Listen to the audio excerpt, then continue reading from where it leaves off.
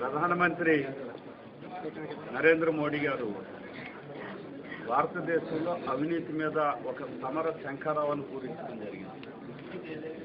చాలామందిని surgical strikes ఏదైతే పాకిస్తాన్లో ఉన్న ఈ టెర్రరిస్టుల మీద జరిగిన ఈ సర్జికల్ స్ట్రైక్ ఉందో అట్లా ఇది ఒక సర్జికల్ స్ట్రైక్స్ అనే పిలుపు కాకుండా ఇది డైరెక్ట్గా ఒక వార్గానే నేనైతే భావిస్తూ ఉన్నా.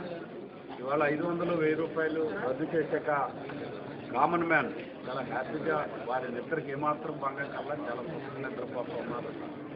ఎవరైతే ఈ దేశంలో 2% 3% పబ్లిక్ అవినీతి ధనాన్ని మూటగట్టుకుని ఉన్న అవినీతి అధికారులు కానీ, అవినీతి రాజకీయ నాయకులు కానీ, లేదా బ్లాక్ మనీ కానీ, ఇండస్ట్రీస్ వ్యాపారవేత్తలు కానీ వీరికి మాత్రం నిద్ర కరువైంది.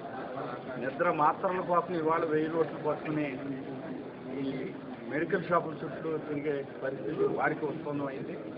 సామాన్య జనం కొద్ది స్ట్రగుల్ పడిన సామాన్య జనం మాత్రం దేశంలో జరిగే ఒక పెద్ద మార్పు కోసం, అవినీతి రహిత సమాజం కోసం చిన్న కష్టాలని, చిన్న ఇబ్బందుల్ని మేము అధిగమించడానికి సిద్ధంగా ఉన్నాం.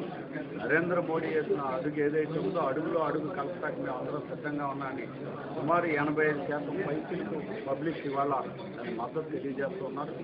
ఇదే సందర్భంలో ఈ స్మాల్ నోట్స్ విషయంలో ఏదైతే ఇబ్బంది ఉందో దీన్ని అధిగమించడం కోసం కొంత దేవాదాయ శాఖ కూడా దేవాలయాల్లో ఉన్న స్మాల్ నోట్స్ ఏదైతే ఉన్నాయో ఉండిల్ని అన్నీ ఓపెన్ చేసి ఇవన్నిటిని కూడా వారి అకౌంట్స్ ఉన్న బ్యాంకుల్లో జమ చేయడం ద్వారా చిన్న నోట్లని పబ్లిక్ అందుబాటులోకి తీసుకురావాలనే ఒక నిర్ణయాన్ని ఇవాళ సర్కిల్ని కూడా చేసింది.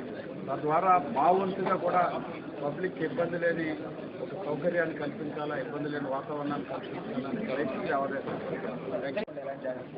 అంటే పబ్లిక్లోకి పోయినా చిల్లర 100-50 దాచుకోలేదు. ఎక్కడికి పోయినా పబ్లిక్లో సర్క్యులేషన్గా వస్తుంది. మాదైతే ఏముండి ఓపెన్ చేసినా వెంటనే ఆ టోటల్ అమౌంట్ని డిపాజిట్ చేయాలి. అందువల్ల దానికి ప్రత్యేకమైన శ్రద్ధ కూడా ఆటోమేటిక్గానే డిపాజిట్ పోతుంది.